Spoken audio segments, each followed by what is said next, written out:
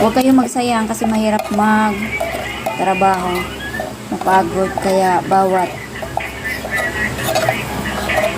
konting pagkain, huwag itapon. Pangalagahan kasi mahirap yung nagtatrabaho. Ugaliin mahalin ang pera, huwag tapon ng pagkain kasi mahirap sa taong naghati-hati ng pera. Ayan, buko salad, fruit salad, halo-halo. Pa kaya ang kulang dito, ang sarap ng kainin, di ba? Hindi na makakapaghintay. Welcome to my vlog. Continue. Ayan. Guys, super yummy na rin.